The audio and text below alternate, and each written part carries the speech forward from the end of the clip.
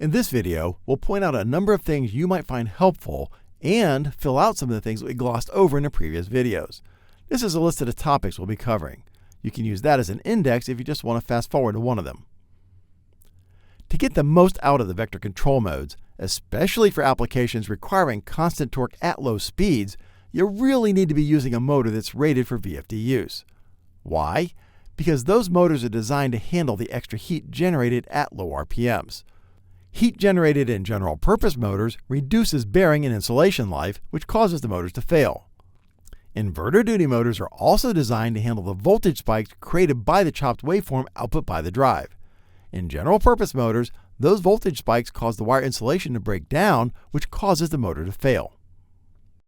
Did you notice in the previous videos that the tuning setup asked us if the motor was self-ventilated in parameter 406? Why does that matter? Well, the drive monitors how hard the motor is being driven and for how long.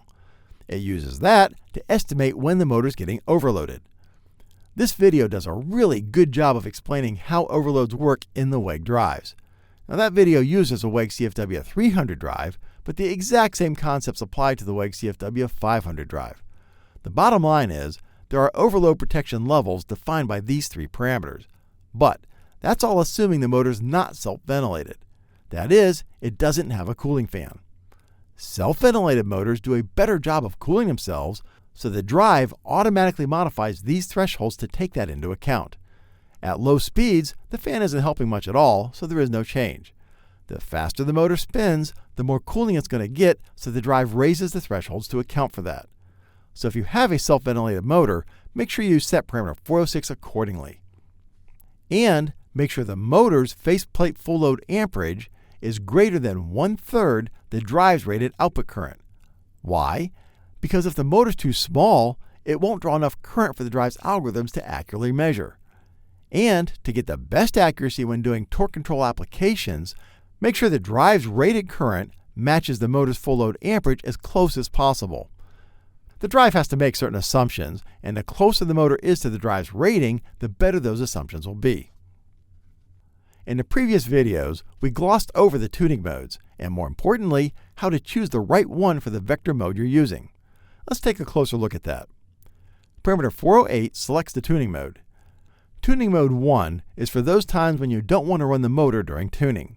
It'll be enough to get you started with any of the vector control modes, and it's the only one that VVW can use. Mode 2 is the best you're going to do with sensorless vector. It does spin the motor to measure the motor's magnetization current, but the motor shaft should not be coupled to the load during this test. This mode does a better job of estimating these parameters because it's dynamic. Mode 3 is the best for full vector mode because it estimates all the parameters with the motor coupled to the load, which is going to give you the best mechanical time constant estimation.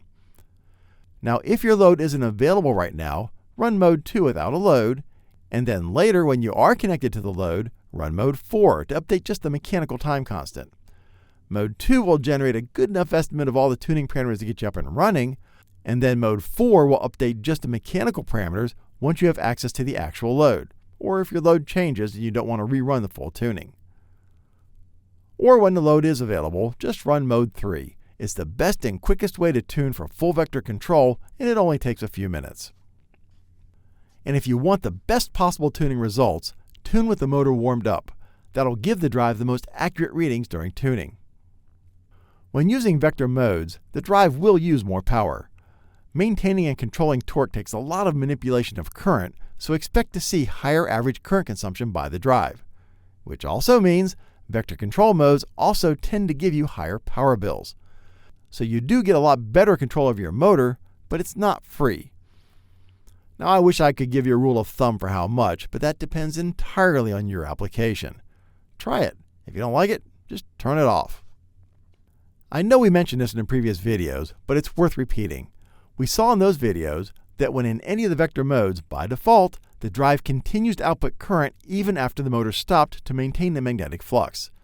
You can turn that off if you don't need it, and that will help reduce your power bills. In the previous videos, we assumed a standard 4-pole motor, which is the drive's default.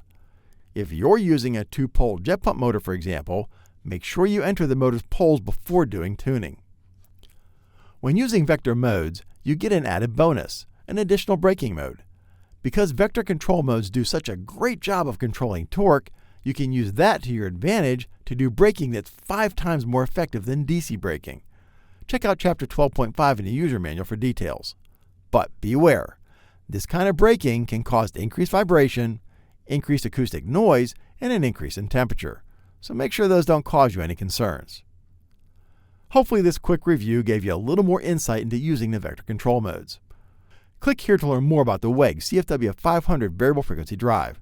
Click here to learn about Automation Direct's free award-winning support options, and click here to subscribe to our YouTube channel so you'll be notified when we publish new videos like this one.